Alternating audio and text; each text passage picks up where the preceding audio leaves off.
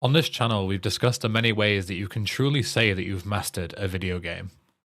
Whether it be completing every piece of content the game has to offer, or learning to complete it in 10 minutes to blow the minds of your friends. Today, we're going to take a look at a very unique challenge, and possibly my most difficult one yet. One that has been done before in other titles, but to my knowledge, has never been done for the 3D GTA trilogy. This challenge will involve me completing GTA 3, Vice City, and San Andreas without taking a single point of damage. The truly perfect playthrough. No mission fails, no deaths, no arrests, and absolutely zero damage taken from start to finish. This is the third and final video in this little series. GTA 3 and Vice City have already been done, so I'd recommend watching those first and then coming back here. I'll link to them in the description. Let's quickly run down the rules. In this video, I will be completing GTA San Andreas without taking any damage, dying, getting arrested, or failing any missions. This will be streamed live to prove the run is untampered with. While this video will be shortened for the sake of time, the full uncut video of each run will be available on my VoDs channel. If you want to see the full thing, to see exactly what was done and when, feel free to subscribe to that channel so you get notified whenever a new video goes up. You will also be able to see my practice sessions and stuff like that as well. Only the main missions to progress the story are required. Optional missions are not. As always, no mods or cheats of any kind will be used, besides the one-hit KO mod, obviously. Major glitches or exploits will only be used if absolutely necessary and or funny. This will be played on the PC version on 1.01. The version doesn't really matter, but as always, just in case, it's documented here. There is a tracker on the bottom corner tracking my deaths, so you can see how many times I fail. If you enjoyed this video by the end, I'd love if you would subscribe, as I do these silly challenges quite often. Now, with all that boring shit out the way, let's get started. San Andreas is a whole other beast when it comes to trying to beat the game without taking damage. 3 and Vice City were consistent as long as you played smart and safe. San Andreas is the complete opposite, and many of the missions are complete coin flips due to the way they're structured. A good example of a coin flip mission is just business, as you spawn directly into a dozen enemies, and even with frame-perfect movement, it is still possible to get hit before you can react. That being said, even these coin flip missions have a ton of strategy in how to tackle them and increase your odds of survival. So let's take a look. There are a lot of missions in this game, and a lot of them, especially early on, are absolutely zero risk, as they're essentially tutorial missions. So we're going to be skipping straight to OG Loke, which is the first real risk in the game. Chasing Freddy on his bike leads to a really long bike chase where he can shoot you at any moment, and he's quite accurate. So instead, I grabbed some guns from around the map, including a sniper rifle from the film studio, and used it to shoot him in the back from afar, killing him early and skipping the chase with no risk of damage. Drive-by has quite an interesting mechanic we can use. When you start the mission, you can no longer obtain a wanted level, which allows us to go all over the map without fear of the police coming after us. This means that we can head to Las Venturas, where a very handy minigun spawns inside this car park, and use that during the Los Santos segment to make some hard missions much easier. Hard missions such as Wrong Side of the Tracks, where the guys on top of the train are absolutely lethal, have a ton of health, and are completely immune to explosives for some reason, making the minigun by far the best way to take them out safely from a distance. Next up is just business.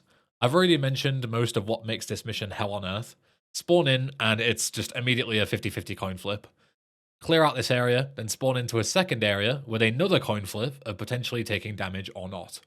This mission absolutely blows for this challenge, and sadly, we are going to see this many more times throughout. The classic strategy of getting in a car and running everyone over works really well for a lot of missions, but there are quite a few where this doesn't work at all. For example, with any gang territory related missions such as Doberman, you cannot start a gang war if you're in a vehicle of any kind. This means you need to get out of your vehicle, making yourself vulnerable to gang members, which can spawn randomly at any time and shoot you in the back before you can even react. Great Imports is the next mission where doing it the intended way is suicide, so we'll need to get smart with it. You're intended to fight through the warehouse and eventually chase down the Russian mobster and eliminate him. The trigger for the warehouse section is easy to hit, so all you need to do is head onto the roof and throw a grenade down to destroy the switch on the wall. After the Russian guy spawns, just throw grenades on the roof. chipping away at his health via splash damage until he dies, and you can skip the entire chase sequence. Everyone despawns on Mission Pass, so you can leave with no risk as well. Next up is Reuniting the Families, by far the worst mission in Los Santos and one of the worst in the entire playthrough. The single reason why this sucks so much is that all the combat takes place inside narrow corridors, inside of an interior, meaning you can't use range of any kind to your advantage. Every enemy here is lethal, and you just have to take them head on and pray to the Lord above that they don't dome your ass. Some of these enemies are even scripted set pieces rather than actual NPCs. This guy in the ceiling at the end just shoots on a timer and dies in one bullet himself. Is he also doing an OCO challenge? Once we get into Badlands, things open up a lot more, so the difficulty decreases by quite a bit. It's more of a slog when compared to speedruns, as in speedruns you just death warp and busted warp everywhere. But in this run we need to slowly drive across the map multiple times instead. The tough part of Badlands is easily the bank heist, as this is a massive shootout with a companion you need to protect in Catalina, and also the cop spawns aren't consistent, so you need to be extremely careful as you fight your way through. Cap this off with a spawn right into a shotgun enemy at the end of the shootout, and you've got yourself another coin flip. Moving into San Fierro now, quite a few tricky missions, especially in the Woozy chain. Mountain Cloud Boys puts you into a very claustrophobic alleyway, again with an ally that you need to stop from offing himself, meaning you don't have a lot of time. I found that using a nearby car to escape the alley and then fighting my way through backwards gave me the most success. Mike Torino is a very safe mission as long as you keep your distance. The only reason I'm including it is because of a really cool strategy to get rid of the wanted level at the end of the mission. You can take a helicopter from the airport, and if you fly it just right inside the paint spray, you can get in and out without blowing up. And since it's a 4-seater, you can use it to fly back to Jizzy's place with Torino and T-Bone in tow. Outrider involves a lot of combat, but it's easy enough if you keep your distance. Just be careful when you stand on the roads. Feeling, gotta make you understand. Are you fucking kidding me? Ice Cold Killer, where you take out Jizzy, is a massive pain in the ass. Firstly, you need to climb up to the roof of his club and drop down, which is force damage if you play intentionally. So instead you need to take a motorbike up the wooden planks in order to then drop off without taking damage. Once you're in the club, you can immediately jump off to the side and skip the entire stealth section. But in rare occurrences, the cutscene just won't trigger and you'll die to the fall instead. Then once you get through that, you spawn right in front of several enemies, which you'll die to a few times, before you can finally head outside and go after Jizzy, who is a threat in himself due to how insanely accurate he is. He can shoot you from behind even while running away from you. This guy is bonkers. You can't take out anyone ahead of time inside the club, as if you do, you will fail the mission for spooking Jizzy. Fuck this mission. The strategy I came up with is running behind the bar to put cover between you and the first group next to Jizzy, then firing a rocket towards the front door, taking out the 2 door guards before booking it out of the club. If you destroy Jizzy's car before entering the club, the mission has a failsafe where it'll spawn a pizza boy for him to get on. Use that to your advantage and run him over outside. Tier 69 is very cheesable with your sniper rifle. Take out the first set of dudes, hang back and snipe T-Bone from afar, and then you'll be able to also snipe Ryder from afar before he even gets in the boat with nobody around to attack you. Torino's last fight is very easy with homing missiles from the airport. Kill everyone on the helipad first, then take out the helicopter instantly, skipping the entire chase. Amphibious Assault is quite chill. Just be careful if you're jumping around on the rocks at the start of the mission, because you can break your ankles quite easily. Yeah, fuck. Da Nang Thang, on the other hand, is definitely a challenge, as this mission takes your weapons away. You can immediately flee back to shore from the mission area and restock as soon as you land in the water, but it's not mandatory if you play smart. There are a lot of enemy spawns in this mission, some very well hidden, so take your time and use cover whenever available. There is a forced drop inside this mission, similar to Ice Cold Killer, but fortunately this one is scripted to not damage you. I don't know why this one allows you to drop down, but the other one doesn't, but that's just San Andreas for you. The katana fight would be risky, but cheating is far more safe. Oh, and be very careful when dropping off the containers, our ankles have only just recovered from Amphibious Assault. Yee Kaboom Boom is your final mission in San Fierro, and it's quite the hurdle. You have to drive a rigged car into a factory and then fight your way out of both the factory and the compound outside. The factory fight isn't too bad, albeit quite boxed in without too much cover. The really annoying part comes once you exit the factory, as now you're in the compound and need to leave.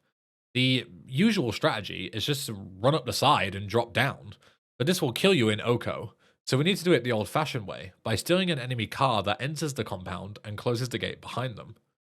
Not too bad in theory, but the main problem comes from the enemy spawns here. They're all based on triggers, so even if you plant ahead and grenade a corner, for example, you can turn the corner and an enemy will spawn in regardless and one-tap you. Your best strategy is to shoulder peek every corner you can and use that to one-way enemies and take them out. With this mission now out of the way, we are fully done with San Fierro. Desert is piss easy, nothing really to say. You have Monster and Hijack, which are just driving. Interdiction has you dodging fallen helicopters, but as long as you stay alert, you're fine. And then it's just Flight School, which is super easy, and if you struggle with Flight School, you are trash. It's worth noting here that I am separating the Desert and Las Venturas segments here, even though technically we still have missions at the Desert airstrip available. The reason speedrunners make the split here is because after Flight School you now have access to missions in LV, with Woozy at the Four Dragons Casino.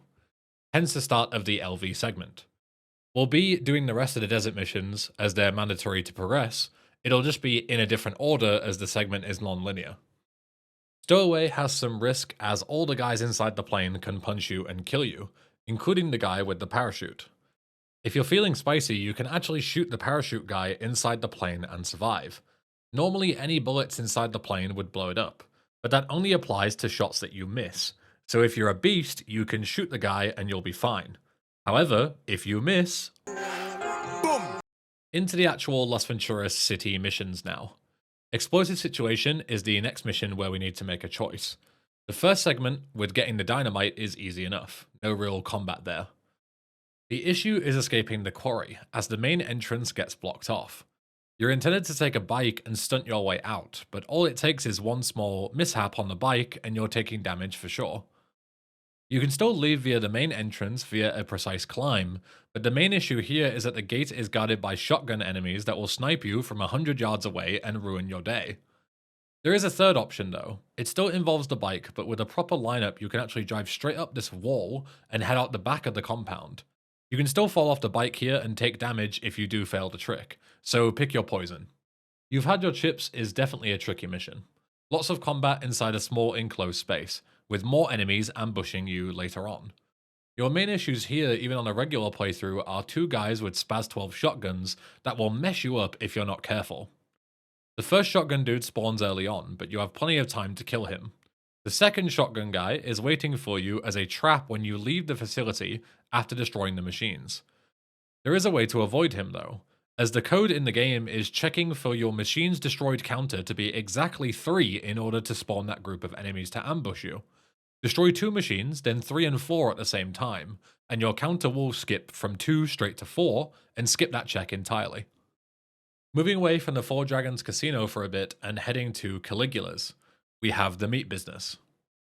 This mission is pretty brutal, as not only are you in a small interior with tons of enemies all coming at you, but you also have Rosenberg to babysit. Grenades are your best friend to take out groups of enemies through walls, just make sure you don't accidentally kill someone else through the wall.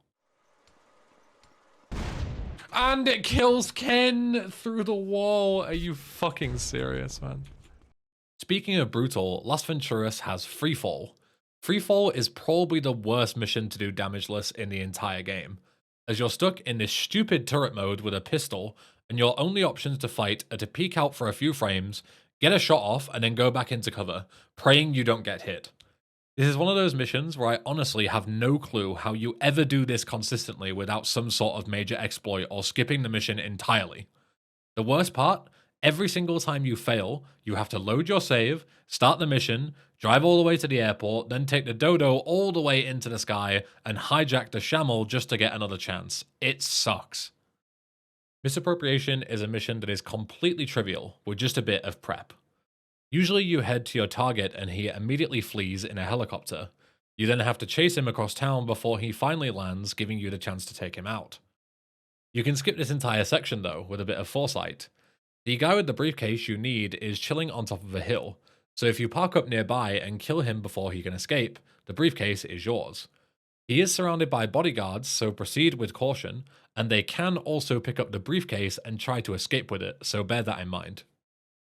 Black Project is up next, and this mission is tough purely because of the amount of combat you take part in. Lots of military dudes with assault rifles, but the toughest part is of course right at the end of the mission, when you are forced to escape the facility with the jetpack. You escape through a hatch in the roof with tons of guards all staring directly at you. And as you're stuck in the jetpack, you can't really use anything from your usual arsenal to take them out from range. It's just you, awkward controls, and an SMG against the world. I had the most success flying underneath the stairs than flying just high enough to pop someone before heading down, but it's definitely not 100% consistent. The exact same issues apply to Green Goo as well, as that entire mission involves jetpack combat. We're finishing up LV now, almost there. Slight problem, the last two missions are also hard as hell. St. Mark's Bistro for a single reason. You spawn directly into gunfire, and every reset means several minutes of flying a plane back to Liberty City. Also, a home in the hills, which has infinitely spawning enemies inside a small interior with very little cover. VoD 7 of this challenge was over 4 hours long, and I only completed 4 missions. This section is super brutal, and my overall death count absolutely skyrocketed. We are now on to the final VoD though, which means it's time to return to Los Santos. Oh my god, bro. Oh, hell no, man. What the fuck? The best part about RTLS is that most of it is pretty simple compared to what we just went through. Most of the missions are just poorly disguised gang territories, and they're pretty chill with the insane range and DPS of the minigun allowing you to spawn kill everyone. In order to unlock the final mission of the game, we need to take over 35% of all gang territories in Los Santos. This is more of an inconvenience than anything difficult, but we can speed it up quite a lot.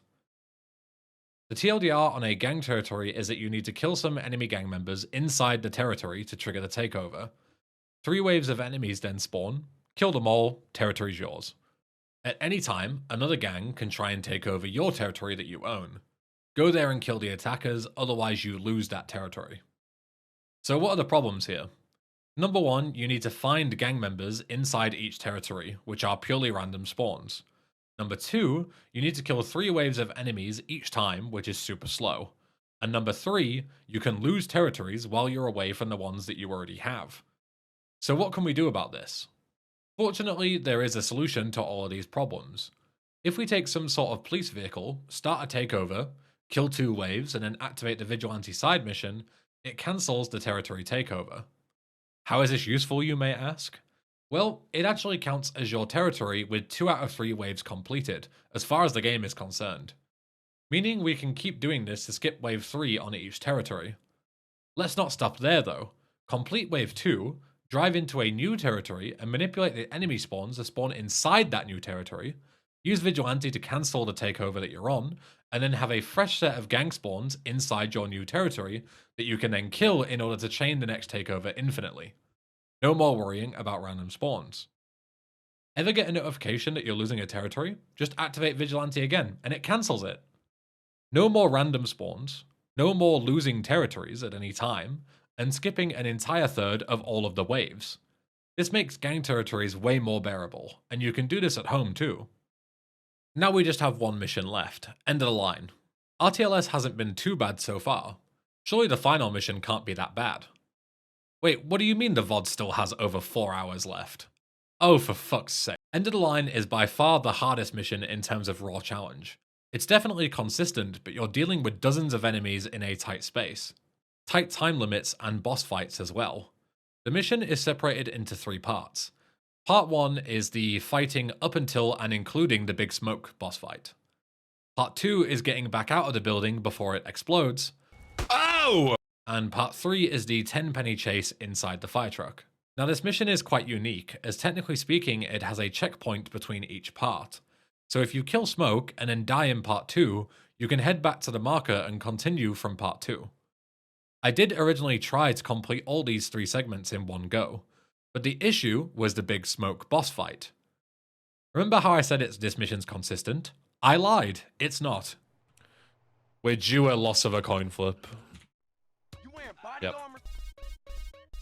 Again, in typical San Andreas fashion, you spawn right into damage, so it's just a coin flip whether you instantly die or not.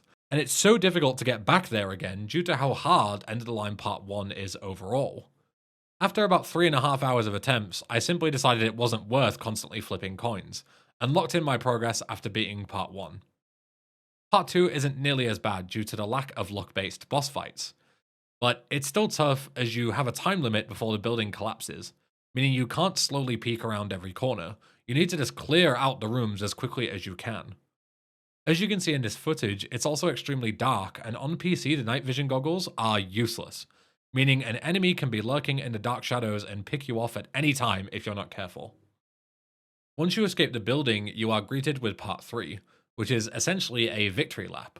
The mission is definitely still possible to fail, but your HP value doesn't matter here, as you're always inside of a vehicle, so it plays out exactly the same, OCO or not. Save sweet, send 10 penny off the bridge, and that's the challenge finished. So can you beat GTA San Andreas without taking damage? It's certainly possible in theory, but all of the random coin flips and the length of the run makes it essentially impossible to complete in a single segment with no restarts. Too much luck needed. It would take years of attempts to even get close. It's just not something that anyone is going to ever attempt, because it's just not worth the time investment. Yeah. He's losing control. We got the motherfucker. Now we can call it a run. GG.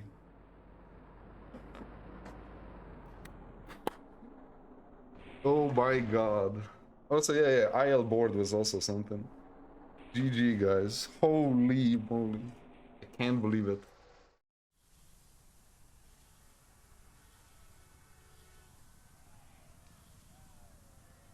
I don't have closing statements or thoughts. Don't worry, Mr. Ham, I do. Also, check out his video, it's in the description, and it's insane. He's a much better player than I am. Thank you so much for making it to the end. I'm sorry this series took so long to finish. I didn't expect SA to be as much of a slog as it was. And obviously the game is super long, so writing the script and editing it all together takes far longer than any usual project of mine. Plenty more silly challenges to come this year, and I'll see you in the next one.